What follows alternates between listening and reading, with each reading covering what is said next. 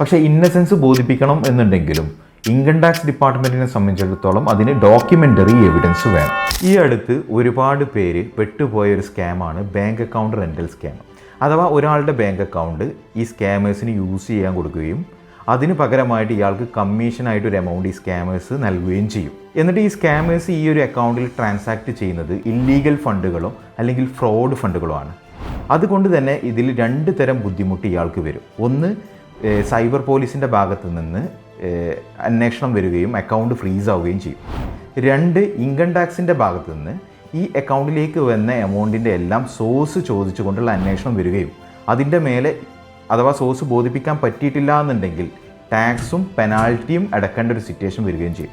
Recently അങ്ങനെ ഒരു income tax നോട്ടീസുമായിട്ട് ഒരാൾ എൻ്റെ അടുത്ത് വന്നു. അദ്ദേഹത്തിൻ്റെ ബാങ്ക് അക്കൗണ്ട് വേറൊരാൾക്ക് ഇതുപോലെ റെൻ്റലിന് ഉപയോഗിക്കാൻ കൊടുത്തു. അവർ 3 കോടി രൂപയുടെ ട്രാൻസാക്ഷനാണ് 15 ദിവസം കൊണ്ട് ഈ അക്കൗണ്ടിൽ നടത്തിയത്. എന്നിട്ട് മുഴുവൻ എമൗണ്ടും അവർ വിഡ്രോ ചെയ്യുകയും ചെയ്തു. അപ്പോഴേക്കും ഇതൊരു സ്കാം ആണെന്ന് മനസ്സിലാക്കിയിട്ട് ഇദ്ദേഹത്തിൻ്റെ ഈ അക്കൗണ്ട് ക്ലോസ് ചെയ്തു. ഇത് കഴിഞ്ഞ് 2 വർഷത്തിന് ശേഷമാണ് ഈ 3 കോടിയുടെ സോഴ്സ് ചോദിച്ചിട്ട് ഇൻകം ടാക്സിൽ നിന്നും നോട്ടീസ് വരുന്നത്. ഇവിടെ നമുക്ക് ആക്ച്വലി സോഴ്സ് ഒന്നും ബോധിപ്പിക്കാനില്ല. അങ്ങനെയാണെങ്കിൽ ഒരു ഹ്യൂജ് ടാക്സും പെനാൽറ്റിയും അടക്കേണ്ടി വരും. പിന്നെ ഉള്ളത് ഇയാളുടെ ഇന്നസെൻസ് ബോധിപ്പിക്കുക എന്നുള്ളതാണ്.